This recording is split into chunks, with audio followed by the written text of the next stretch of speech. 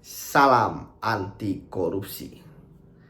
Kita lagi-lagi bicara mengenai korupsi, kejahatan yang luar biasa, sehingga kemudian ada lembaga khusus yang menangani kasus korupsi, yaitu Komisi Pemberantasan Korupsi. Walaupun tidak semua kasus korupsi ditangani oleh KPK karena terbatas kepada penyelenggara negara, penegak hukum, dan orang lain yang ada kaitannya dengan penyelenggara negara dan penegak hukum.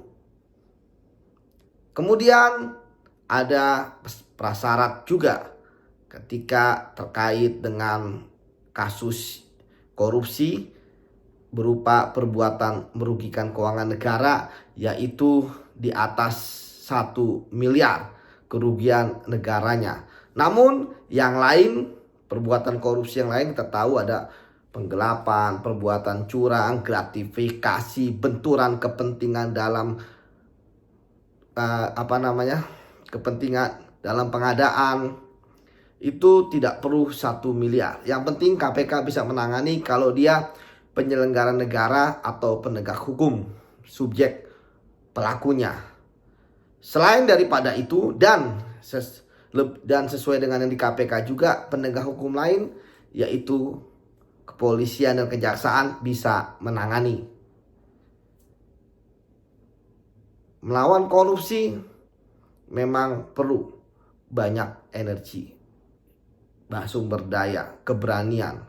Karena yang dilawan adalah orang yang punya uang, punya kekuasaan, punya jaringan, punya backingan, dan punya banyak hal untuk kemudian bisa juga menyelamatkan diri mereka, ataupun malah koruptor fight back, ya, malah penegak hukumnya yang mendapatkan backfire, ya, dari para koruptor. Jadi memang korupsi itu diberantas bukan hal yang mudah. Karena tadi saya katakan bahwa pelaku korupsi, orang bisa korupsi karena dia punya jabatan, punya kewenangan, punya kedudukan, ya. Dan itu tidak mudah mereka mendapatkannya, dan juga mereka tidak sendirian korupsinya, dan mereka adalah orang-orang yang intelektual. Ya, sekali lagi, korupsi adalah kejahatan luar biasa.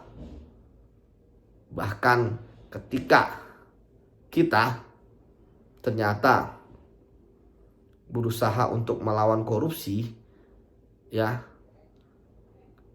kita malah mendapatkan fenomena yang menarik.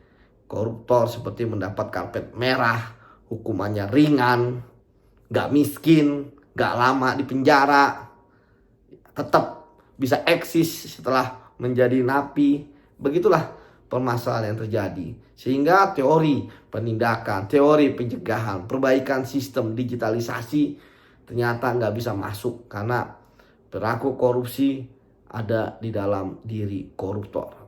Dalam pikiran dia, selama dia menjabat, selama dia berkuasa, selama masih megang jabatan, di situ dia akan selalu untuk korup. Demikian pembahasan kali ini. Salam anti korupsi.